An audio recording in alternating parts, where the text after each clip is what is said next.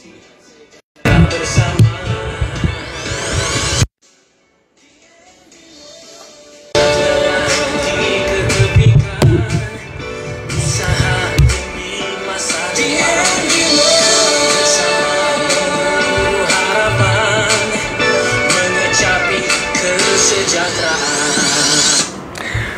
Assalamualaikum warahmatullahi wabarakatuh. Apa khabar semua? Dora dah masuk.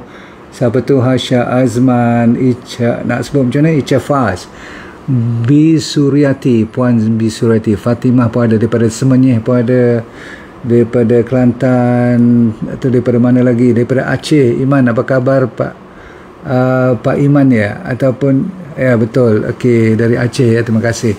Fatimah Haja. Okey, kita nak cerita tentang satu perkara yang banyak kali saya keluar, hampir dah masuk, ini mungkin kali ketiga, tapi setiap kali dia berubah wajah dari segi ada tambahan ilmu, tapi dasarnya sama. Cuma saya takutkan anda sudah terlupa, satu. Nombor dua, ramai juga orang-orang baru yang sudah pun merasai betapa sukarnya untuk menangani masalah ginjal ataupun buah pinggang yang sudah mula rosak.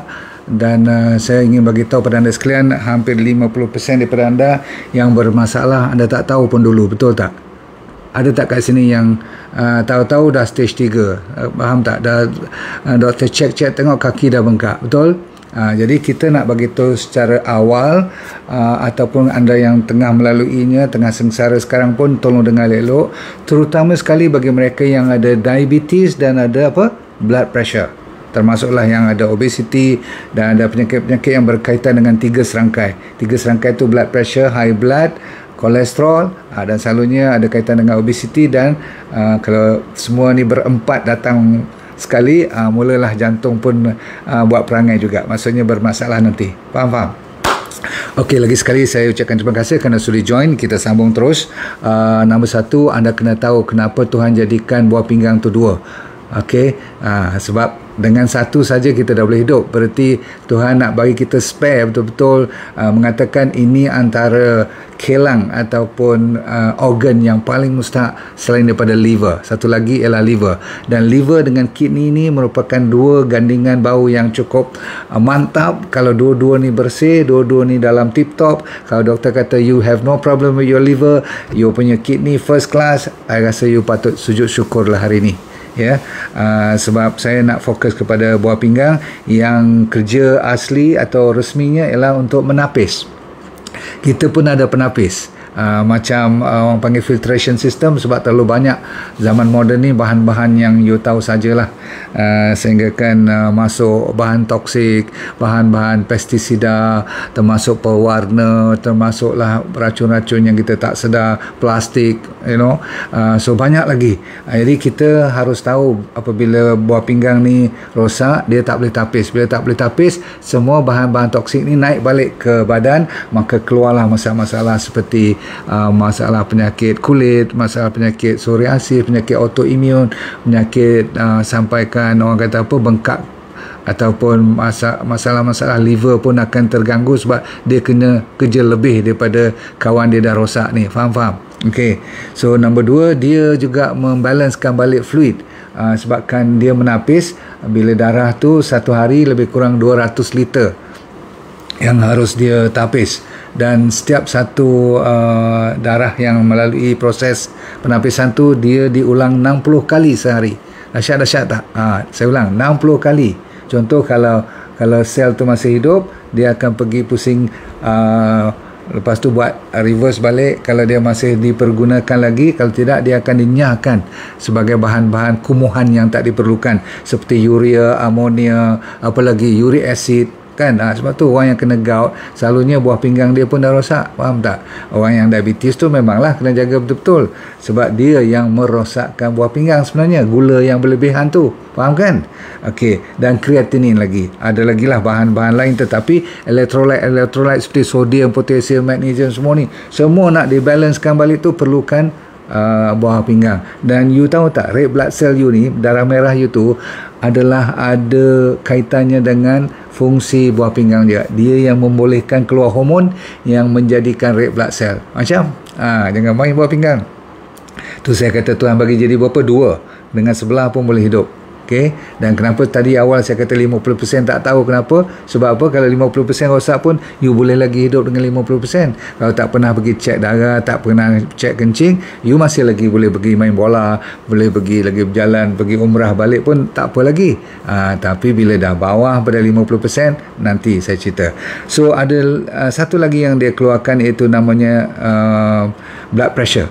Dia juga boleh kontrol blood pressure. Jangan main-main buah pinggang ni. Jadi tuan-tuan sekalian, kita kena hati-hati kalau cek dengan doktor. Kalau doktor kata awak dah stage 2, masih lagi boleh bertahan. Kalau stage 1 tu dengan stage yang normal, alhamdulillah lah. Tapi bila dia kata stage 3, you punya GFR, selalunya doktor akan cek you punya glomerular filtration rate. Tengok dalam you punya lab test tu, selalunya dia tulis eGFR. Okay, so tolong cek sama ada dia bawah pada 50, you dah mula kena berhati-hati, dah masuk stage 3. Lepas tu bawah pada 40 pula lagi, dah nak masuk stage berapa? Dah nak masuk stage 3 yang dah serius. Bila bawah pada 30, dah masuk stage 4. Dan bila bawah pada 15, dah masuk stage, ataupun bawah pada 30 pun selalunya orang kata dah stage 5 juga. Okay, kena hati-hati. So saya cadangkan you berhati-hati. Kalau dia tempuh bawah pada 15, you dah kena dialisis. Bawah pada 30 masih lagi stage 4, ada peluang lagi. Tu pun dah tipis dah. Cuma kalau mereka yang stage 3, iaitu antara GFR-nya antara 40 hingga 60, yang ni harus dengar lecture ni, sebab dia pertengahan. Dia boleh improve atau dia boleh turun sampai melawat ke dialysis center 3 kali seminggu, sekurang-kurangnya 4 jam sekali duduk. Macam so tuan-tuan sekalian, saya bagi kat you supaya you tidak terlambat. Tengok apa yang 10 gejala ni, checklist tengok senarai ni yang mana yang you ada. Kalau tak ada pun kena berhati-hati, tapi yang ada lagi kena dengar. Nombor 1, you punya urine dah mula berkurangan. Dulu katakan you nampak banyak sekali keluar, sekarang dah mula you pun rasa sikit pula. Okay, 1. Nombor 2, kena kerap pula pergi kencing. Walaupun kerap, tetapi bukan banyak air kencing tu, sikit-sikit. Ini nombor 2. Nombor 3 ialah you punya nafas dah mula berbau amonia. Bau amonia ni macam bau ikan, tahu tak? Bau hanyir, faham? Okey, dan body you pun bau, mulut you bau, dan you sendiri merasakan ada macam metallic, macam you makan benda-benda yang berlogam pula. Okey, dan urine you pun bau lain macam je. Okey, dan seterusnya urine, apa tu yang dipanggil air kencing yang berbuih tu, foaming urine. Dan kadang-kadang color dia dah mula gelap sedikit, maksudnya dah mula lebih pada kuning biasa, maksudnya dah mula macam warna teh pula. Okay, so seterusnya badan you sentiasa sejuk je, dan bukan takat sejuk je, sentiasa letih je, tak bermaya je. Tu lagi. Dan nombor berapa tu? Nombor 6 kan. Nombor 7 ialah you punya badan mula kering, kulit-kulit ni jadi gatal. Dan of course you dah rasa sakit-sakit kadang-kadang kat bahagian buah pinggang, kawasan buah pinggang setengah orang. Dan you punya appetite, selera makan pun berkurangan. Dan kalau you tengok dulu daging you suka, benda-benda protein ni, sekarang protein you tak suka. Ini satu signal yang Tuhan bagi, di mana protein kita selalu yang you suka sate ataupun daging ayam sebagainya, sekarang bila buah pinggang rosak, Tuhan tu dia sayang pada kita, dia bagi kita tak suka pada protein, sebab protein antara penyebab utama dulu terlalu tinggi makan benda-benda yang berdaging. Faham? Okey, Syaril, Azhar faham Nobaiti pun ada, Jamiru pun ada. Okey, dah 62. Okey, seterusnya yang paling penting ialah kalau you dah mula tak boleh fokus, pemikiran you, daya ingatan you terganggu, tapi yang paling confirm, kalau you rasa-rasa dah ada diabetes, you pula dulu pernah banyak makan ubat painkiller, you juga smoking, you juga badan terlalu gemuk, dan ada masalah blood pressure pun, dan of course diabetes you tak kontrol betul-betul, tiba masanya kalau ada edema. Edema maksudnya bengkak kaki. Kan you pernah tengok kan yang gambar-gambar selalu orang cucuk kat bahagian ECU tu, kat pergelangan kaki tu, tempat bengkak tu dia tak mau naik balik. Pitting edema, dia panggil pitting. Tekan dia tak mau naik balik, tekan tak mau naik balik. Kita kan kalau tekan dia naik balik kan. Yang ni dia tak mau naik balik. Kaki pun boleh, tangan bengkak kat ni, ataupun bahagian-bahagian sampai ke lutut pun ada juga. Tapi selalunya tangan ataupun bahagian ni, pergelangan ni, yang selalu kita tengok bahagian kaki lah, sampai pergelangan kaki. Faham? Okey. So kadang-kadang saya lupa nak cerita, bengkak kat bahagian muka ni pun boleh sampai ke muka, terutama sekali di keliling mata kita. Faham? Okey. So check kalau semua ni berlaku kat muka, kaki dan tangan mula bengkak, saya rasa jangan lengah-lengah lagi dah. Baik, kalau anda dah dapat sebahagian daripada gejala ataupun petanda yang saya bagi tadi tu, tolong pergi jumpa doktor secepat mungkin, insyaAllah. Kalau masih lagi, saya kata apa, peringkat stage awal sampai peringkat 3, selalunya saya banyak dah bantu pesakit-pesakit saya pun supaya tidak sampai turun ke stage 4, stage 5. Walaupun stage 4 saya masih lagi banyak bagi semangat pada anda, cuba copy ni secepat mungkin. Apa yang you perlu buat selain daripada jumpa doktor dan make sure dia tidak meneruk dari sebulan ke sebulan, you check, doktor akan follow up dengan you. Ambil minuman-minuman yang saya nak cerita ni sebagai penawar, amalkan dia setiap hari, okey, dan you boleh selang-seli. Contoh nombor 1 yang paling saya pun ada masalah, sebab tu saya cerita dengan you dengan penuh semangat ni. Nombor 1 ialah celery. Ambil 3 hingga 500 mil setiap pagi. Kalau ada duit lebih, petang pun buat lagi 1 round. Tapi satu sehari, perut kosong, perut kosong, jangan campur apa-apa. Celery tu air pun tak dibenarkan campur. You perah dia, maksudnya you buat jus elok-elok, ambil 1 gelas. Saya memang saya masuk stevia, ataupun saya buat saya punya own stevia, saya campurkan supaya dia tak begitu pahit sangat. Kadang-kadang tak lalu juga nak makan kan. Tapi you amalkan tu, alhamdulillah. Nombor 2, saya selangkan waktu tengah hari ke dengan air bali. Pernah dengarkan air bali saya buat tu? Tengok balik video saya yang lama-lama dahulu. Sama juga, lebih kurang 1 gelas, perut kosong, air bali. Okey, air bali kosong lah kalau boleh. Setengah orang buat dengan campur air halia sedikit. Dalam bali tu boleh nak bagi sedap sikit, dia masuk kayu manis, atau dia bubur perah lime sikit, boleh kalau dengan bali. Tapi dengan celery tak boleh, tak dibenarkan, ada pantang larang dia. Ingat jangan campur air, perah betul-betul. Juskan dia. Beet juice, buah beet tu boleh campurkan dengan daunnya sikit. You nak buat jus dia, you perah sekali, boleh. Okey, lepas tu ada yang dipanggil fiber up, buat dari Arabic gum tu, boleh juga. Campur dengan chia seed, you minum dia. Jangan risau, chia seed tu tak akan sangkut dalam you punya buah pinggang. Setengah orang dia takut kan kalau macam biji selasih ke, boleh, no problem. Okey, saya kata apa tadi? Fiber up, diperbuat daripada Arabic gum tu, contoh, boleh. Satu lagi, ambil notis pada mereka yang tak faham antara parsley dengan coriander ni, ataupun cilantro. Saya pun kadang-kadang tengok confuse juga, sebab daun dia hampir sama.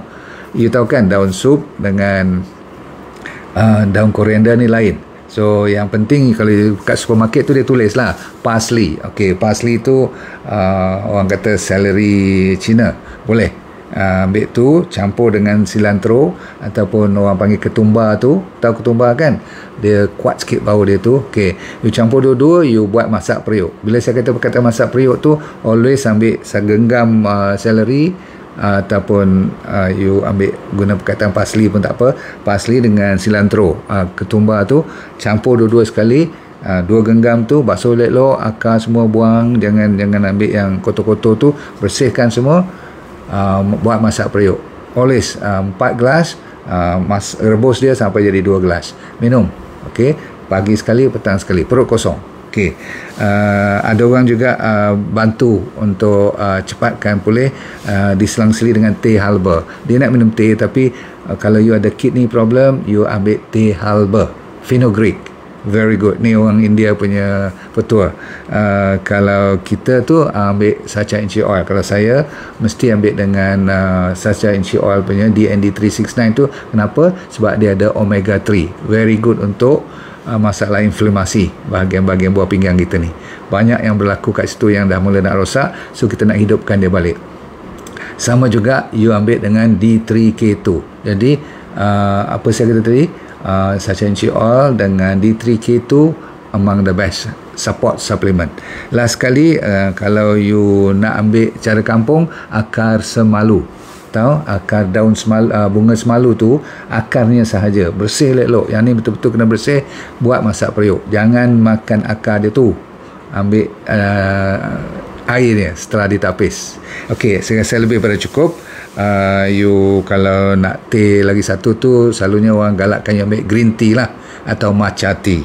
Makanan-makanan lain tu lain kali saya cerita. Okey, cukup dulu untuk hari ini. Terima kasih banyak. Saya mendoakan you selamat daripada kena dialisis. Kalaupun orang dah bagi signal you dekat nak kena dialisis, tapi kalau mulai daripada hari ini, you amalkan minuman ni dengan syarat diet ikut balik. Saya tak cerita diet hari ni sebab saya mengharapkan you dah faham. Dietnya nama DND diet yang memperdepankan tanaman-tanaman ataupun whole food plant based, yang rainbow yang saya cerita tu. Always tengok balik saya punya cerita-cerita yang lepas, ataupun tengok YouTube saya atau Facebook saya yang lepas-lepas banyak kali saya buat. Okay, so diet tu dahulu. Kalau you masih makan gula, you masih ambil susu, banyak sangat daging daripada yang bermata berkaki, tak akan baik. Saya dah tahulah, sebab kita banyak pengalaman untuk menghidupkan kembali bagi mereka yang dah putus asa. Okey, jumpa lagi. Assalamualaikum warahmatullahi wabarakatuh. Bye. Let go and feel good, okay, all the time.